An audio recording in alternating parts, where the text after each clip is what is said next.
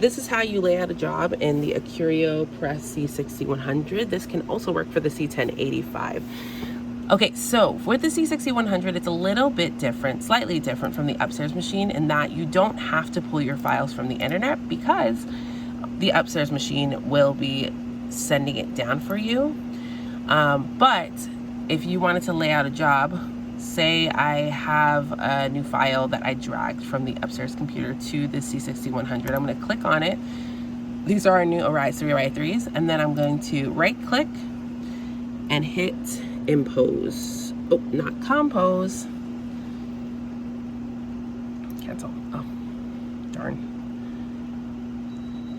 Okay, it has to be impose. Just kidding.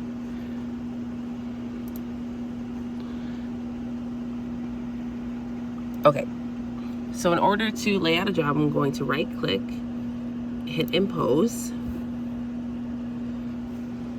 and it'll take me to this layout editor. Now the cool thing is that we have preset templates that we can just do a drop down menu and say I have 3x3s, and I can just click 3x3s, it'll automatically lay it out for you. But to show you how you can do it, I'm gonna go back to the default template. And then here I'm gonna click normal, the drop down, and I'm gonna change it to gang up because they're all gonna gang up on each other on one sheet. Yeah, okay, anyway, that wasn't funny. Then I'm gonna click repeats because I want the design to be ganged up repeatedly across one sheet. Yeah, I'm working on it. Okay, and then here under based on crop box, I'm going to change it to user defined. This is going to adjust a little bit, maybe the size. And here, because I know it's gonna be 3x3, I'm going to change the size to a 3x3.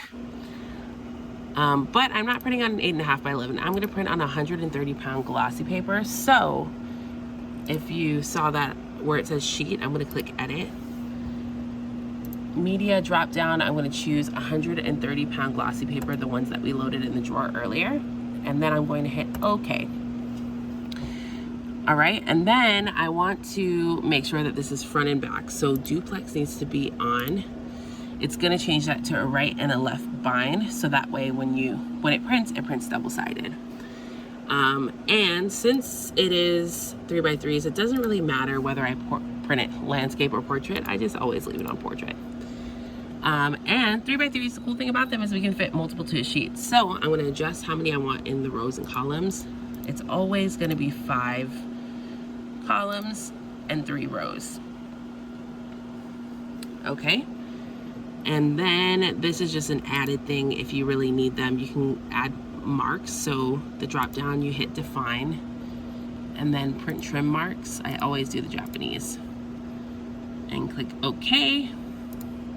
And that'll add trim marks to your layout.